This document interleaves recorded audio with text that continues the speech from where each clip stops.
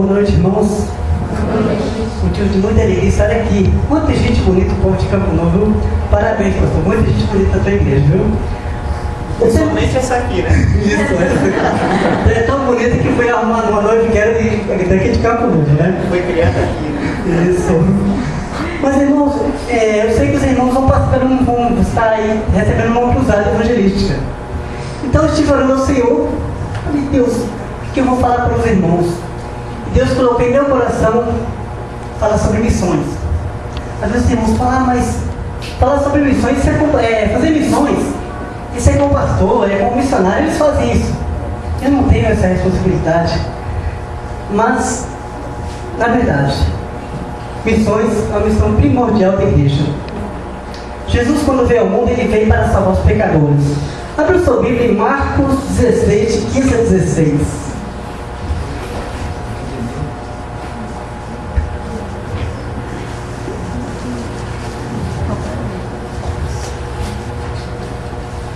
Diz o seguinte, irmãos.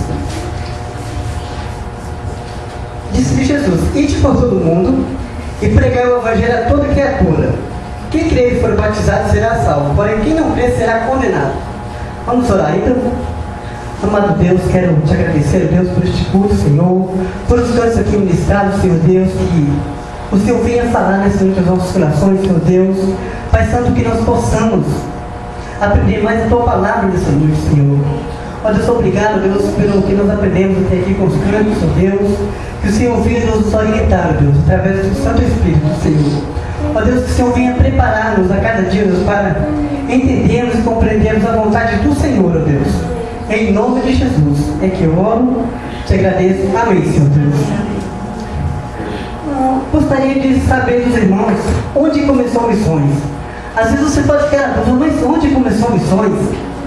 Missões começou no coração de Deus. Ao olharmos para o versículo de João 3, de 16 e 17, vai dizer: porque Deus amou o mundo de tal maneira e deu seu Filho para que todo aquele que nele crê não pereça, mas tenha vida eterna. O versículo 17 vai falar porque Deus enviou o seu Filho ao mundo para salvar os pecadores, né? Missões, irmãos, interessante que missões, elas giram em torno de dois eixos, no vem e vai. Você vai falar: o que o Marcos quer dizer com isso? A pessoa vem a Cristo, aceita a Cristo, se prepara e vai no mundo buscar outro. Assim aconteceu comigo. No momento que me converti, logo senti desejo de evangelizar meu colega que estava lá no mundo. E assim aconteceu com vocês também, eu creio nisso. Mas por que devemos realizar a obra missionária?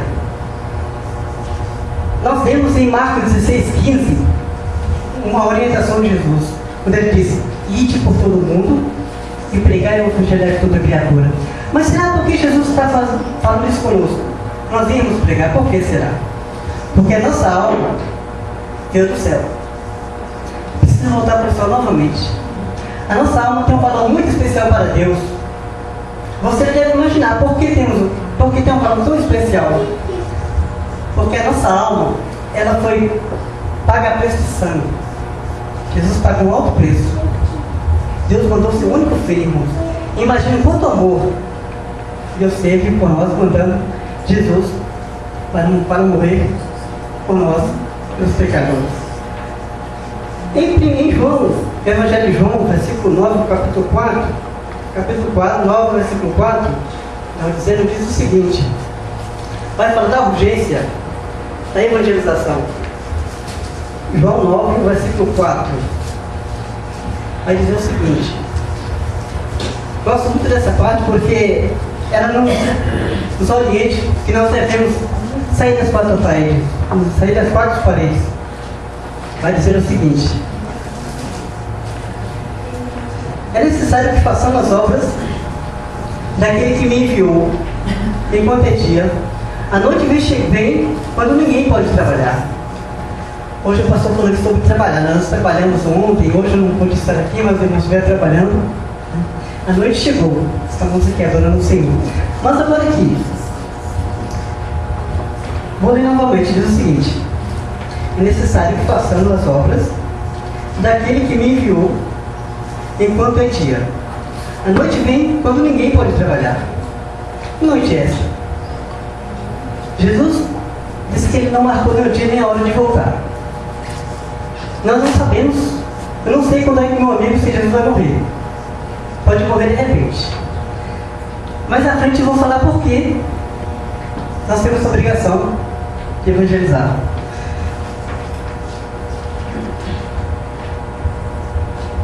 Quantas pessoas, irmãos, ao nosso redor estão morrendo sem Jesus? Dia a dia você vê pessoas partindo. Você conversa com ele, cadê o fulano? Já partiu. Cadê o outro, meu amigo, fulano de tal? Já foi. Ezequiel 33:11 vai dizer o seguinte: tão certo como eu vivo, diz o Senhor Deus, eu não tenho prazer na morte do ímpio, mas que ele se converte do seu mau caminho. Interessante que Deus não tem prazer na morte do pecador, do ímpio. Eu sempre evangelizando um senhor amigo meu, eu conversando com ele, ele tem na faixa de uns 70 anos já. Ele disse: Marcos, é o seguinte, Deus, eu vou para onde Deus vê que eu mereço. Olha o que ele diz. Vou para onde Deus vê que eu mereço. A Bíblia diz que Deus não tem prazer na morte do ímpio.